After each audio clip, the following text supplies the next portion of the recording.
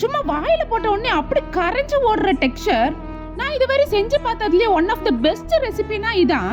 அது என்னமா ரெசிபின்னு கேட்டீங்கன்னா அதாங்க ஜாப்பனீஸ் சீஸ் கேக். இந்த ரெசிபியை மட்டும் நீங்க செஞ்சு கொடுத்து பாருங்க, உங்க வீட்ல எல்லாரும் கண்டிப்பா பாராட்டுவாங்க. அதுக்கு ஒரு பவுல்ல 120 கிராம் கிரீம் சீஸ் எடுத்துக்கலாம். இது கூடவே 30 கிராம் ரூம் டெம்பரேச்சர்ல இருக்கிற பட்டரை ஆட் பண்ணிக்கலாம். இந்த ரெசிபிக்கு நமக்கு 75 கிராம் சுகர் தேவைப்படும். அதுல பாதி 35 கிராம் சுகரை இந்த கிரீம் சீஸோட ஆட் பண்ணி நல்லா பீட் பண்ணி எடுத்துக்கலாம். இது நல்லா பீட் பண்ணி கிடைச்சதும் 3 முட்டையோட மஞ்சக்கருவை மட்டும் தனியா பிரிச்சு அந்த கிரீம் சீஸோட இந்த முட்டையை ஆட் பண்ணிக்கலாம். இது கூட நம்ம 1 ஸ்பூன் வெண்ணிலா எசன்ஸையும் ஆட் பண்ணி பீட் பண்ணும்போது இதோட எக்கோட ஸ்மெல்லு நம்மளுக்கு கண்ட்ரோல் ஆகி கிடைக்கும். இன்னொரு பவுல்ல நம்ம பிரிச்சு வச்சிருக்கிற வெள்ளை கருவை மட்டும் தனியா எடுத்துக்கலாம். பவுல்லயோ சரி பீட்டர்லயோ சரி ஒரு சொட்டு தண்ணி இருக்க கூடாது.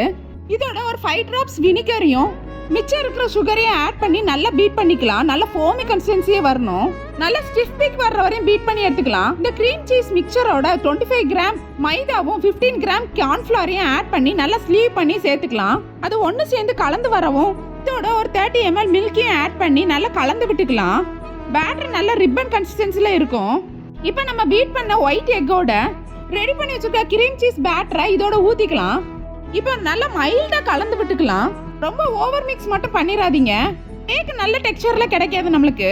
இந்த அளவுக்கு எந்த லம்ஸ் இல்லாத அளவுக்கு கலந்து விட்டதும் 5 இன்ச் ரவுண்டு டின்ல பேட்டரை ஊத்திக்கிறேன்.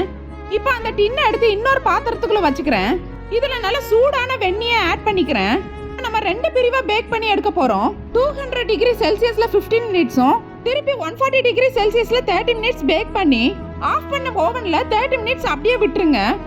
அதுக்கப்புறம் அதை கூல் டவுன் பண்ணி கட் பண்ணா நம்மளோட Japanese style cream cheese cake சூப்பரா ரெடி ஆயிடுச்சு. அவ்வளோ சாஃப்டா ஃப்ளஃபியா வந்துருந்துச்சு.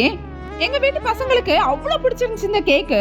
இதோட டேஸ்ட் எப்படி இருந்துச்சுன்னா புட்டிங்கையும் கேக்கையும் சேர்த்து சாப்பிட்டா எப்படி இருக்குமோ அந்த டேஸ்ட்ல இருந்துச்சு. கண்டிப்பா நீங்களும் ட்ரை பண்ணி பாருங்க.